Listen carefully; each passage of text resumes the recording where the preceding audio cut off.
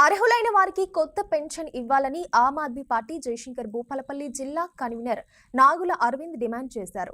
అర్హులకు కొత్త పెన్షన్ ఇవ్వాలని ముఖ్యమంత్రికి లేఖ రాసినట్లు అరవింద్ పేర్కొన్నారు. అందరికీ నమస్కారం. నా పేరు నాగుల అరవింద్, ఆమ్ ఆద్మీ పార్టీ భూపాలపల్లి జయశంకర్ జిల్లా కన్వీనర్. జయశంకర్ జిల్లా వ్యాప్తంగా ఉన్నటువంటి కొత్త పింఛన్దారులు ఎవరైతే ఉన్నారో వాళ్ళందరూ కూడా పింఛన్లు అప్లై చేసి చాలా రోజులు అవుతుంది.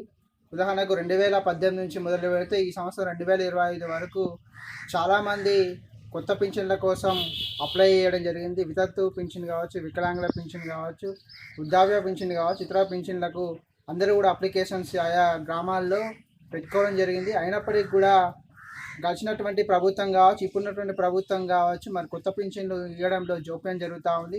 మరి ఇప్పుడు వస్తాయి అప్పుడు వచ్చాయని చెప్పేసి పింఛన్లు మరి వాళ్ళందరూ అర్హులైన వాళ్ళందరూ కూడా ఆఫీసుల చుట్టూ తిరుగుతున్నప్పటికీ మరి వాళ్ళ అకౌంట్లో డబ్బులు పడని పరిస్థితి ఉంది. మరి పింఛన్లు వస్తాయో ఇప్పిస్తామని చెప్పేసి కొంతమంది దళారులు మరి అర్హులైన దగ్గర నుంచి డబ్బులు తీసుకొని కూడా మోసపోయిన పరిస్థితి ఉంది.